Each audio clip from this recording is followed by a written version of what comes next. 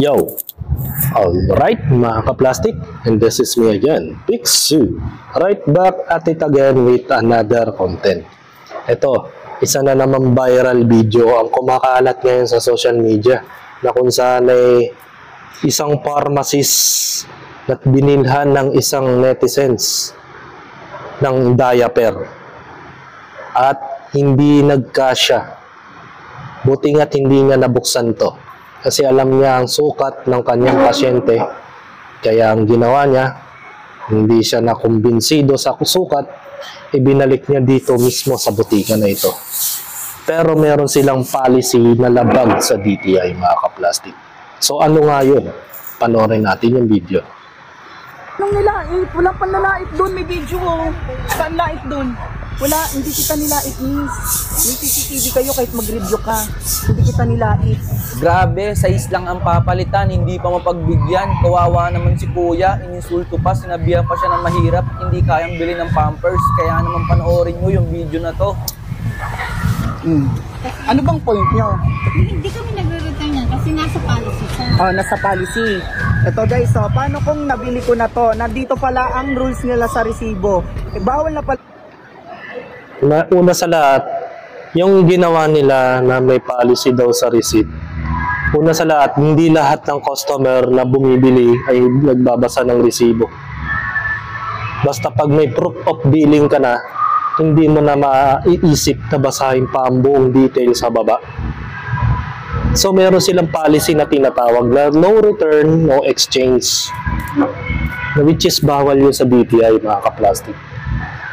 Hindi ko alam kung mako-call out ng DTI ito kasi hindi sila tumatanggap ng mga return o exchange item. So mali pa lang, from the start pa lang mali na sila. Karapatan ng mga consumer o ng customer na palitan ng item once na hindi ito fit o may defect ang kanilang binili mga ka-plastic. May 7 days replacement po tayo at mayroong ilan sa mga item na may warranty. So, ibig sabihin, may karapatan pa rin si customer na magbalik o mag-refund o magpalit ng item. Once na nilabag niya ito, maaari silang kasuhan ng DTI, mga ka-plastic, at masama pa dito, maaari pa silang mapasara. Diba? Pero ganun pa man, mayroon pala talagang tindahan na matigas sa mukha. So, panoorin mo ito yung video. Ibalik. Paano yun? Nandito na pala yung rules nila sa resibo. Nabayaran ko ni. Andito na yung resibo eh. Bawal na palang palitan. At saka yung palitan ko, size lang, hindi naman cash. Large lang. Ayun lang naman, madali lang naman. At saka wala silang nakapascal dito na rules. Oo nga, hanapin mo pa? Excuse me? Ikaw nagmamadali ka, hanapin mo pa? Hanapin Hindi pa. ako tanga, hindi ako 13 years old ko usap. Sorry. Dahil mahirap lang kami, may pasyente kami doon oh, nagtataiyo, emergency. Kanina pa ako dito oh. Walang bantay yung pasyente ko doon, ako lang mag-isa. Kung kayo nasa kalagayan ko. Sige nga. Patay mali siya. Ayun nga miss, ang pinopoint mo, meron pala kayong policy. Nasa resibo ni. Oh, sige, magbasa ka dyan. Naghahanap. Ayun na nandyan nga eh. Oh, wala kayong nakapaskil ang pinopoint ko. At tas nandito na pala, nabayaran na eh. Bawal na palang Kahit na nakapaskil yan, mga ka-plastic, hindi pa rin sila pwedeng magsalita o magsabi ng rules nila na bawal palitan ng item. Labag ito sa DTI, mga ka-plastic. Tandaan nyo yan, kung knowledgeable po kayo sa DTI, pwede nyo i-report yung tindahan, kunin nyo po yung pangalan ng tao, kung sino yung nagsabi, and then yung pangalan ng butika o ng tindahan para ma-report po to kung ano ang dapat gawin sa mga ito. Once na mapatunayan na talagang naglabag sila sa kanilang mga sa batas, diba? So napakapangit tignan na karapatan ng customer na magpalit ng item tapos pagkakaitan mo, diba? Parang pinagmumukhaan yung masama sa sarili ninyo at ginagawa nyong gago yung mga customer ninyo. So panoorin natin pa. Size lang naman miss, hindi naman pinapapalitan ng cash. Size lang. Kasi mahirap lang ako miss. Hindi ko na kayang bumili ng gantong mahal na diaper. Actually, mahal yan eh. Ang pinapapalitan ko, tapos na. Ayun lang po. Kanina pa ako dito, yung pasyente ko doon nagtataino, emergency Hindi na mapapakinabangan ng pasyente yan dahil di kasya. Wala yung policy yung nakasulat dito eh. Alam ba nila mga customer nyo? Oh, di ba hindi? Paano malalaman eh, hindi naman lahat ng tao Wala na ako dito kanina pa. nagbabasa ng resibo. Ayun nga, ang dami ko na sinabi. Tama naman ako Anong nilait? Wala pang nalait doon. May video Saan lait doon? Wala, hindi kita nilait, miss. May CCTV kayo kahit mag-review ka. Hindi kita nilait. Ikaw ang nanlait. Ikaw ang nang-insulto. Huwag ka na mag-ano-ano. May customer ka ganina. Ako lang mag-isa dito. May video. Oo. Gawin na. Dito po ito nakalagay sa ano ng... Oo nga, Ano yan, palit pa nagmamadali ka na emergency, hanapin mo pa yung policy nyo? My God! At saka nasa resibo ni, mali ko bang nasa resibo na yung nyo? Nabili na pala. Bawal na palang palitan, nasa resibo yung rules nyo, paano namin mababasa? Dapat in-acknowledge nila na no return, no exchange from the start pa lang kung talagang may polisiya silang gano'n. Kasi hindi nila masabi dahil alam nilang bawal yun. Diba? Malinaw na bawal yun, mga ka-plastic. Nakapaskil dito, di ba? Maghahanap ka pa, nagmamadali kami, emergency. Naghahanap. Gusto nyo na, miss, kanina pa ako dito. Actually, 30 minutes, mahigit 30 minutes ako nandito yung pasyente ko doon, walang kasama, ako lang mag-isa. Paano nga tatanggapin, hindi naman kasya sa pasyente ko yan? Gets mo ba ako? Hindi, miss, kaganina nagdadalawang isip ako.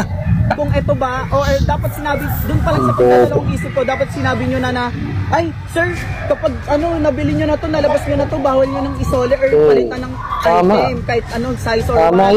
Dapat ganun yung sinabi nyo sa akin. Ako, emergency, nagmamadali, wala pa akong 30 minutes, hindi pala kasya. Buti nga hindi pa nabubuksan eh. Wala pa akong 3 minutes, actually 2 minutes, wala pa akong 2 minutes na wala, bumalik agad ako. Sabi ko, miss, pwede po bang papalitan?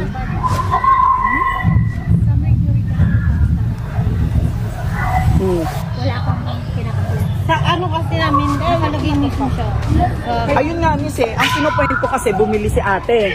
Di alam ni ate yung rules, wala kayong rules dito Nabayaran na ni ate, may resibo na. Tapos magpapapalit si ate ng item, bawal na. Kasi nandito pala sa resibo yung rules nyo. Paano namin malalaman na sa resibo pala yung rules nyo?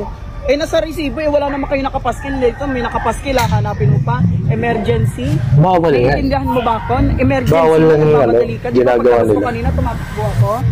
May CCTV kayo. Wala pa akong 2 minutes na nawawala, bumalik agad ako. Sabi ko, miss, nakikiusap ako, pwede pong palitan kahit size lang. Sabi nyo bawal kasi ang policy nyo is nasa resibo. Nagulat ako, bakit nasa resibo? Wala pala kayong, nagganap ako, wala silang policy dito. Wala akong nababasa. Hindi aware yung mga customer nyo na ganun pala. Hindi talaga. Diba? Kasi nabayaran ko na Pag nabayaran mo na, may resibo ka na ay babasahin mo pa yung resibo.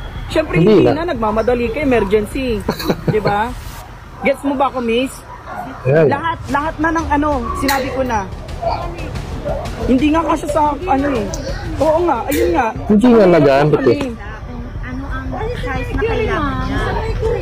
Ano ba naman napapalitan lang yung size ng medium to large? Pinagpipilitan nga nila na gusto nila. Kapag binili mo na, wala nang balikan. Parang ugaling divisoria yung kanila Diba? Pag bumili ka sa kanila, kahit na may resibo ka, hindi nila i-order na magpalit ng item sa kanila. Kaya mas maganda yan, kunin nyo yung pangalan ng tao na nagsabi niyan, pati yung pangalan ng tindahan, at the same time, i-report nyo po kagad sa DTI yan. Para sa gayon, kung mapatunayan na may nalabag sila, toda sila. Diba? Ganun lang naman kasimple mga ka-plastic Hindi na nila mag-gets yung point of view mo na papalitan lang naman yung size. Wala namang damage yung item, hindi naman nabuksan, hindi naman na-tampered. So, pwede pang ibenta yun kung tutusin. Papalitan lang naman ng size. Napakahirap. Sobrang hirap nilang pakiusapan. Hindi ko alam kung ano klaseng tindahan yan. Siguro sa ibang planeta to nakatira. Sana yung mga ganitong tindahan babalato sa mga ito. Sa mga tindahan na ganyan ang ugali. Na huwag kayong magmatigas. Alam niyo yung rules, alam niyo yung policy about sa alternate exchange, refund, at alam niyo na kung anong mangyayari sa inyo once na nilabag niyo ito. So hanggang dito na lang ang aking opinion. And this is me again, Big Sir, lagi sasabing ang mga plastic ay matagal mabulok dahil ang mga plastic ay toxic. Kaya, what's up mga ka-plastic? And this is Cambid commentary video na video live stream. Signing on. Alright. Mga ka-plastic, kung nagustuhan nyo ang aking video, i-subscribe nyo lang ang aking channel. At the same time, i-hit nyo rin ang notification bell at yung all para ma-notify kayo sa aking susunod ko pang video sa aking YouTube channel. Maraming salamat po mga ka-plastic.